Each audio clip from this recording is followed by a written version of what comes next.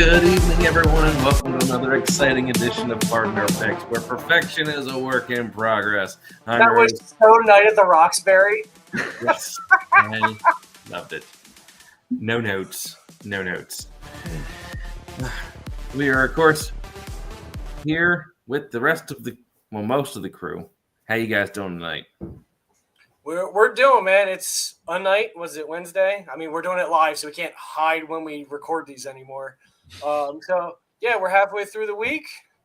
We're into November. It feels very weird. Like this year went way too fast.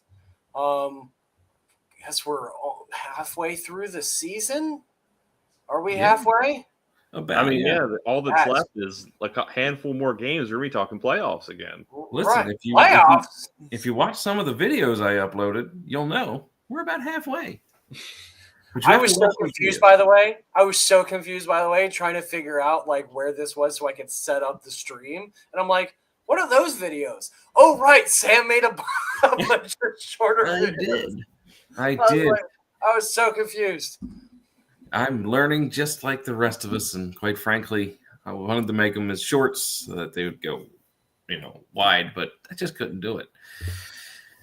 Next ones, I'll make right. So, of course, we are brought to you by Aardvark Concepts Incorporated. More than just a sign shop. Check them out in Westminster for all your sign and decal needs. And into deep of Maryland, they have a gig coming up this weekend. If only I knew where it was, I would tell you. Check them out on Facebook. I will send the link. And then, of course, we have... Oh, yeah. Sorry. That's my cue. Brought to you by One Man's Demon, written by my father, Brian Janorski. You can pick it up on Amazon, an actual paper book. It's still got that new book smell. And I have a challenge for our audience. If he sells 100 copies by the end of the NFL season, I will shave my head live on stream for everyone to watch. Sure. So I'm not going to tell you how many he sold, but if he gets to 100, that is a promise. Pick it up. Okay. Into Deep this Saturday at Jetty Dock Bar, 8th of November. Nice. That works. Jetty Dock Bar. Check them out. It's going to be a great show. Okay. I just want to say, side note tangent, it says 90s and 2000s night. The fact that the decade I was in high school is now considered a celebratory night makes me feel extremely old. Yeah. Real quick, Carol, I dare you. I absolutely dare you. Do it, Carol. Make him suffer. Anyway, so we're halfway through the season, and if anybody's watched any of the videos I posted, I'm already probably wrong on a few of those, simply because of some of the things that have gone down. And, of course, the trade deadline, where we've had quite a few interesting trades. So, I mean, pick a trade. Tell me about a trade that you saw this weekend that you think is going to impact their team the most.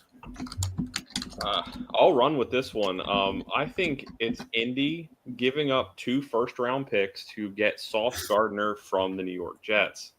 Now, he has been a phenomenal corner, don't get me wrong, but I don't think that is the penultimate thing to come out of that trade.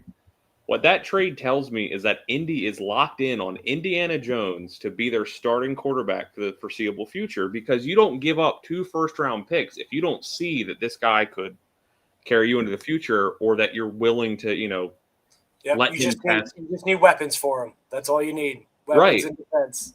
And you just got arguably one of, if not the best corner in the NFL to play on defense. That's one less hole you have to plug up. So I think that's extremely interesting and kind of telling that Indy is going to try and work out an extension with Daniel Jones in the offseason. Because honestly, if they don't, then they're kind of up S Creek without a paddle. But honestly, that was the most exciting thing for me, because I love when a horrible player is good, even if it's just for a season. Me, I'm an Orioles fan. Mark Reynolds is one of my favorite Orioles of all time, because he was either absolutely awful or the best player that night. But yeah, so that's the trade that I think is going to make the biggest splash, not only in the terms of player that was acquired, but what it means for the future of the Indianapolis Colts. Well, you took mine. Thank you very much. So my backup on that one was also the Jets. But the Jets, they say here, the big shocker. So they're, let's just see here, with the Cowboys. So they're doing defensive line, and the Jets get a first-round pick, a second-round pick, and a defensive tackle. So Jets are trying to do something good for them. So they have something that they're trying to get done. And then I just saw the Ravens trying to get something done. They just got a defensive end. Ravens need to boost their defense something. So the defense is what's been letting them down. So I don't know if an end will be enough to stop teams from scoring on them when they got 40 points up, but we'll see. The biggest one, I think, is the one – actually, it's the trade that the Cowboys made. They made 2 trades, one to the Cincinnati Bengals for a linebacker and the one to the Jets. And I think it's going to be the most impactful for them in that it's going to actually hinder them for the next couple of years. They're trying to buy their way into the playoffs now, and they just don't have it. I think they should have been sellers. I think that this is a big mistake on their part, and in the next couple of years, you're going to see it. They have lost 2 first-round picks and a second-round pick. It's kind of a big thing in the next couple of years. They're going to need them. So they gave away Micah Parsons at the beginning of the season. They picked up a tackle that's okay, not great, and they picked up a linebacker who was benched. It's ridiculous. It's going to hurt them in the long run, and I think that was the biggest impact. Speaking of impacts. If that's the breaking news, we got more than that to talk about. I mean, I was sitting watching, as much NFL as I normally can each week, and there were so many kicking blunders that happened this week. So, we came into this season, we saw – Justin Tucker, he set the record a couple of years ago, and we just saw that record broke. Yeah, thanks, Carol. We just saw that record broke last week, but there were, we talked about it in our little side chat. There were so many missed kicks, blocked kicks, things like that. So, guys, what do you think is happening this year to cause such a massive influx of these kicking woes?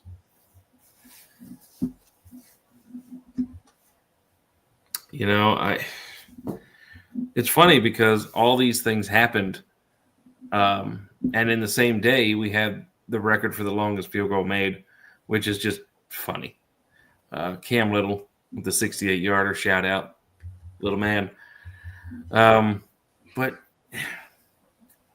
honestly, I have no idea what the heck is going on with these kickers. And yeah, maybe they just had a bad day. Not in history, I don't think I've ever seen this, where there's been so many kickers missing field goals at such close range. It's absolutely nuts to me. Yeah, I agree. I had Red Zone on. Thank you, Tim. I had Red Zone on, and it seemed like every single main play was another field goal. I'm like, all right, this one's going up. And then, boom, it was a miss. And then it was a miss. And then it dunked. And then it veered. One team did it 3 different times, I think it was. Who was Bengals? I think it was. I forget who it was, but I remember it was just like every. It just kept missing. So, yeah, I remember sitting there going like, something is in the air today. Not tonight, today. I actually have a theory, and I'm interested we can let this ruminate and talk about it, but we came into the season knowing that the NFL was allowing the kicking balls to be a little different, a little pre-handled, a little scuffed up, a little extra inflated XYZ, which is why we're seeing some kickers hit from longer distances than they have in their histories. But I'm wondering that if, these I hate to say like doctored footballs, but doctored footballs are now being affected by the colder weather that's now coming in. And now these kickers aren't compensating for that because they've spent, a training camp and the beginning of the season with these doctored footballs. And now these footballs are becoming more like what they're used to, and they're not compensating well for it. So I think that this week will be telling, because obviously the later we get into the season, the colder the weather gets, to see if these problems persist. But I don't know. That's just my 2 cents on it. All right. Guess what? We have more breaking news. Do I have a noise? I think I have a noise for this. Do I have Shocker. a noise?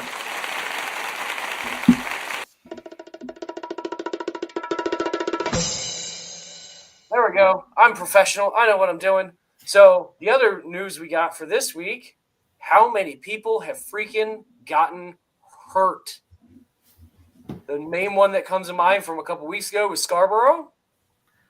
His leg went the wrong way. Then we got Jane Daniels on the Commanders. Ooh, yeah. Almost slipped. His arm went the wrong way. That one made me almost lose my lunch there. Is what's affecting the balls, affecting the players? What we expect it. It's a rough game. You always have the argument, what's the toughest sport? Is it hockey? Is it soccer? Is it football, rugby, whatever? But people have gotten hurt. We joked about Lamar's toughness, right? We're all in Baltimore. We at least like it as a secondary team or whatever. We question Lamar's toughness, out for 6 weeks with a hamstring, whatever. But these people are getting really hurt really bad. I mean, you kind of hit the nail on the head. I mean, it's a tough sport to play. And while Scadabo's injury was unfortunate because of how the defender landed on him, Daniel's injury was 100% preventable, as Dan Quinn said, because they were losing that game by halftime. There was no reason for him to go out because the team that the Commanders were fielding just wasn't as good as Seattle showed up. So there was no reason for him to be still playing that late into the game. And I think that's going to really haunt Dan Quinn going forward. And it's unfortunate that we have, the artist in the ambulance for this, all these great players that we're seeing. I mean, Scadabo was the shoo-in for Rookie of the Year for me. But now, obviously not, because he's not going to play anymore this season. So there are so many things that go into these injuries, too, that not only these, guys' healths that are coming into question, but the long-term effects that'll have on the team. So it's unfortunate. And I wish Jaden Daniels and Scadabo a quick recovery, because football is better with good players. And I think both of them are phenomenal players, but I don't know. Like I said, Jaden Daniels, that elbow injury. What's funny is the Commanders Stadium has been known to just eat players, just quarterbacks in general. Quarterbacks mostly. Alex Smith, when he had that horrific leg injury and was just, they thought he was going to die, that was on that field. And Jaden Daniels with his elbow absolutely bending backwards like Beckham. Quite frankly, that was nasty. The ankle injury for Scadabo, unfortunately, derailed my season just a little bit in fantasy. So I'm a little salty about that one. That dude looked like he would run through a brick wall if you told him there was a cheeseburger on the other side. With no helmet. Yeah. It looked like he had. But all I'm thinking of is Tua, and how many head injuries he's had. Speaking of head injuries, C.J. Stroud. That wasn't a bad hit. Shoulder to the chest, and his head hit the ground, and he got a concussion and got knocked out of the game. In a game that they actually had a chance to win. It still did, even when he left. So I think that's going to be a huge impact on these on these teams, especially with both of these teams just trying to get back into the playoff picture. Houston, 3 games, 3 out of 4 wins, pretty good. Washington was going in another direction, but that's because Jaden Daniels was out for a little while and came back, got hurt again.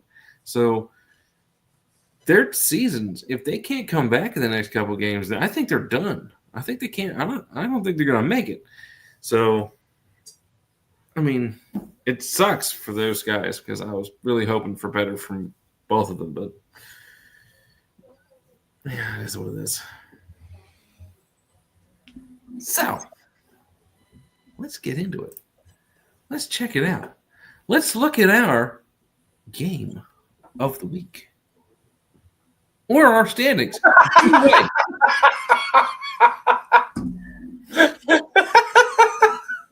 I was born under a killing moon or something because I can't help but I get close and then I just start sliding for the rest of the season.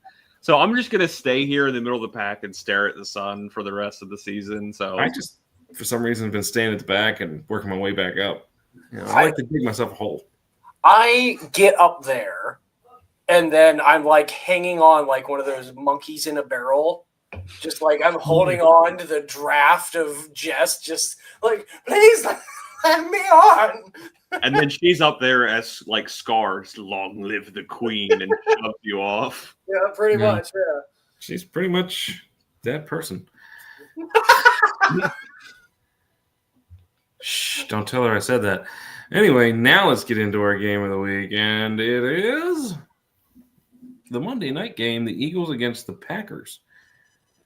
And Saquon has a groin injury, will probably play. He will probably play. But the Packers losing last week to Carolina, of all teams, nobody saw that coming. Nobody. People in Carolina were surprised by that one. But Green Bay's offense has absolutely – they've stalled. They've hit a wall. They can't score more than 20 points. Gives teams like Carolina a chance to stay in the game. And quite frankly, that's what happened last week. They're going to need to score more than 28 points in this game in order to win. I think if they get to 30, I think they win this game simply because I think their defense is good enough, but their offense has got to show something. And this is the team to do it against because the Eagles' defense isn't all that great. So I have Green Bay, but I'm really not confident about that one. So I've got the Eagles on there. I went a different direction, and I'm verifying. Yes, I have Philadelphia. Pretty much for the points you made, Sam. Green Bay's, as you said, is kind of stalled. So I don't know. I don't really have any insights outside of what you said here. Neither one of these teams are ones I particularly follow. But Philadelphia always, past few years, looks like they're fighters and they will come back. Like some other teams we were looking at that just started slow or picking up speed. The spread on them is going towards Philly on that. So we'll see what's going on, but I got Philly. All right. So here's where we get into football Jesus and his harebrained thoughts here. This game is being played in Green Bay. And while Green Bay, yes, their offense has been sputtering for the last couple of weeks, and they just lost their all-pro tight end Tucker Kraft to an ACL injury. He will not be coming back this year. It is being played in Green Bay. It is going to be 37 degrees as a high on Monday in Green Bay. I just looked. Thank you. So I'm picking Green Bay in this one because I don't think Philly's entire team is suited to play well in very cold weather. Yes, they do play outdoors in Philadelphia, but this is early in the season. As Sam alluded to, Saquon is dealing with a groin injury. So I'm going to be interested to see this game because I think Green Bay is going to lean a lot on Josh Jacobs and that backup running back to try and take some of that load off of Jordan Love and the absence of Tucker Kraft.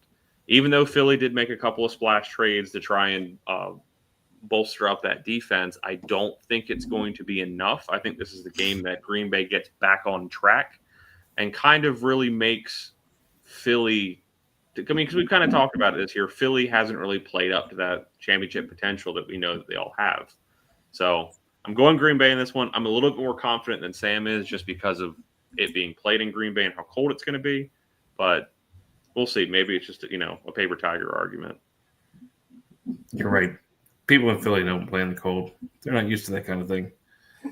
Not this early in the season. Not as cold as Green Bay. I have a friend that's in Wisconsin, and he lives in Madison, and he's already complaining about the cold. All right, guys, it's time. Let's check out our Pop Panel Quick Pick'ems. That's right, bruh. Here we go now. No changes, none.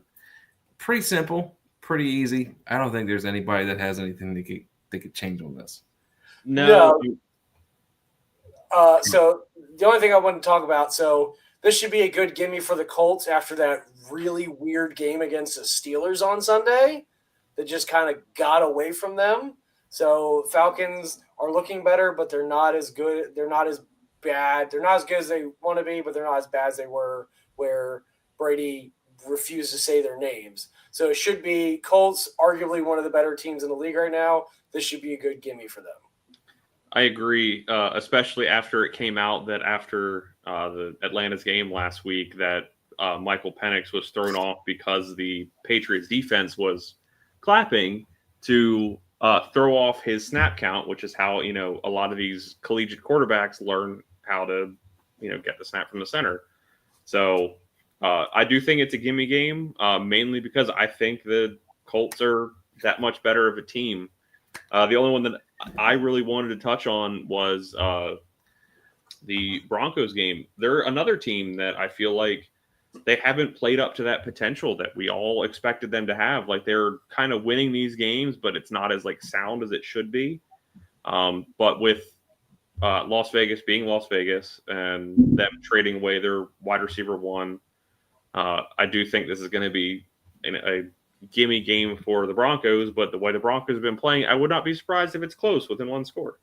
As a note, go ahead. Sorry, I was going to say, as a note, the Falcons-Colts game will be in Berlin. Okay. Das ist sehr gut. Well, isn't Berlin known from shining LED laser beams into players' faces? Maybe. No, that was Britain or the other one. Move on. I'm over here dealing with blood clots and black holes, y'all. Move on. But the Broncos strike me as one of those teams that we talk about that play up or down to their opponent. That's the best way I think I can describe them right now is when they look good, they not outstanding, but they're playing up to that level and then they drop right back down. So they may make this closer than it should be. To be fair, they no longer have to really worry about two people making a play. They only have to worry about Brock Bowers making a play because Jacoby Myers has been traded from the Las Vegas Raiders. So he went to the Jaguars. Didn't Pat Surtain get hurt too, I think? Was it Surtain? He might have, but I don't see him catching any passes. I am honestly surprised to see that no one picked the Pats over the Bucks. I don't believe as much in the Pats simply because I think they're a good team. They're not at that upper echelon that Tampa would be at right now. So, but with today's injury reports coming out, both Bucky Irving and Chris Godwin were not at practice today for the Bucks. So the Bucks are still, putting out Subway sandwich makers and Best Buy security guards at wide receiver. So I think that's going to be a very close game because the Patriots are playing good football. Drake May is looking like the quarterback of the future for the Patriots. But Tampa Bay's got that penchant for winning with 30 seconds left on the clock and 92 yards to go. So, yep. But of course, okay. Go ahead. I was going to say, and then we have the toilet bowl underneath of it, the Saints against the Panthers. Oh, I thought you were talking about the other toilet bowl, the Browns versus the Jets. This is true. That's probably more toilet bowl than the other one because at least Carolina has 4 wins. And Carolina's still got an outside shot of making the playoffs, which is crazy to think about how we were talking about Bryce Young last season. And the fact that, Dave Canales has got that team, working. And I could name maybe 4 players on that team. And good for them, honestly. Like, I love a good underdog story. I mean, I just talked about Mark Reynolds. Let me see the Carolina Panthers in the NFC Championship. I would love that. But Browns Jets. I want to put it on camera here. Total points, guys. What do you think the total points that are going to be scored in that game? Is it under 30? Oh, no. Way over. You think it's over 30? Oh, yeah. And here's why. Like 7-8 years ago, when the Browns and the Bengals were absolute dog poop and they played each other, they both scored like 50 points. It was nuts. That's the Bengals, though. That's a different team. No, they were both terrible. I understand that, but the Bengals, like, even when they suck, they always give, like, especially divisional games, they always give them a run for their money. So, but didn't the Jets put up 30-some points against those Steelers? I think it's going to be under. I think this is like a 17-16 game, personally. Which is over 30 points. Oh, 17-12. I can do math, y'all. I graduated from high school. It's going to be under 30 points. It's going to be 25-20. When you said toilet bowl, all I could think of, and this is local, so anyone guess, we're in Maryland.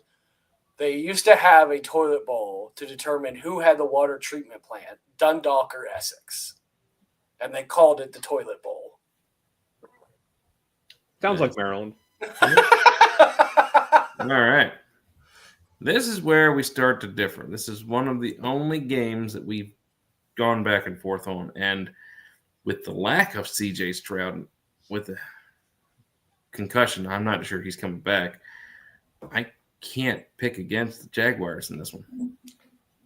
Yeah, that's kind of where I went, especially with them acquiring Jacoby Myers. I mean, they have now, 2 really good receivers on the outside. They lost Travis Hunter for 4 weeks to a knee injury.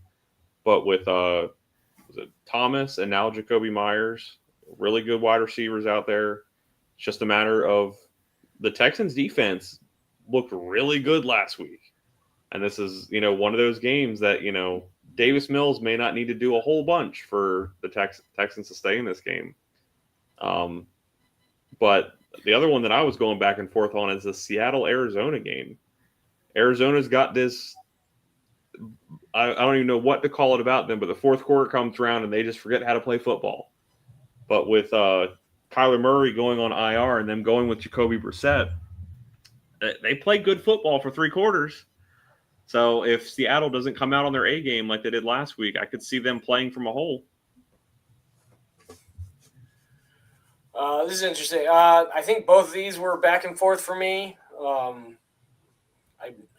The Texans I picked just kind of trying to play strategically, ? Trying to just do something that's one of those that's like, okay, don't go with the one because we're getting some upsets this year, some really weird upsets like Sunday. So I was just trying to go for something just to see, like, all right, yeah, I know CJ Stroud is out, but we'll see what's up. I don't really have anything insightful on the Arizona-Seattle game. Hey, you're in second place, man. You don't need insight. You got the gut feeling this year. I'm just trying to get as close to the sun as I can be, and all right, Icarus, down where you belong. Easy, bro. Don't bra me, man. Listen, look, it's hotter up there than the melting point of wax. So I mean, you just gotta set your expectations right in the center. I'm surprised nobody picked San Francisco against the Rams. I think Brock Purdy's coming back this week. And that's why I did. Because I don't know how good he is going to look after being like, he's in, he's out, he's out, he's in. Like, practicing, not practicing, XYZ, all while the rest of his team is getting banged up and things like that. And Matt Stafford is playing at an MVP level. So if Puka Nacua plays, I don't see San Francisco having a snowballs, chance, and Hades. I think this one gets close. I think this one's a really close game. I think it is. I think it comes down to less than a touchdown. Maybe 4 points. And then, of course, our Monday night game is the only other one that we have differences on. And nobody believes the Steelers are going to win. I flip-flopped on that one because the Chargers' offensive line is like the Tampa Bay Buccaneers wide receiver room. They've got a whole bunch of tire mechanics and just like Michelin men playing offensive line for them. They did trade for a tackle. They one tackle, but you need 2 tackles to make an offensive line. And we saw last week against the Colts, who, in my personal opinion, have maybe the best offensive line in the NFL, got absolutely manhandled by the Steelers' defensive front. So that's a toss-up game to me, to where I don't think, because we've all talked about Steelers, blah, blah, blah, they don't play a full 4 quarters. They played a full 4 quarters last week. They dominated every possession of that game. And the Chargers, without a really good offensive line that's played together for a while, who knows? But I'm holding out hope that Justin Herbert can carry my fantasy season. But I could see that one being an overtime game, because Chargers don't have an offensive line, and Aaron Rodgers has looked bad all but one game this year. Yeah, pretty much. I mean, the Steelers and the Chargers, I mean, you hit the nail on the head. Steelers showed up. Chargers are doing a little bit better, so it depends on what version. I mean, I guess any given Sunday, right? But with these two teams specifically, I think it really depends on what version of the teams show up this week. I also think that the Colts just maybe the Steelers took advantage of their weakness, figured out what to do against them, and just took advantage of it. So maybe Daniel Jones just had a relapse. So yeah, it could have just been a bad week. They overlooked their opponent because they listened to Pardon Our Picks on YouTube a little bit too much in the film room. So like, oh, we can handle this, guys. But Daniel, if you're listening, I'm sorry.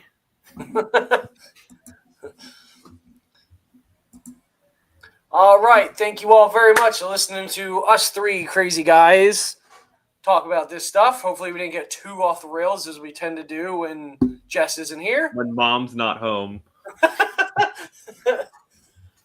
But we have fun, so hopefully it comes across to you guys and you enjoyed it too. Thank you so much. Please click like, click subscribe so you know what videos we come out with. We're coming out with new ones. We're coming out with shorts and other videos, and we're trying to keep everybody involved and do the community. In the description is a link to our Facebook group. Please click it, join the community, leave some comments, share it with friends, and see if we can get some more people. We got 4. Yay! You got 4. And I think that's all of my outro stuff. Did I miss anything? I don't know, bro. All right, man. Bruh. All right. As always, I'm Tarek. I'm Football Jesus. And I'm Sam. And you have a great football week, bro. Bye, guys.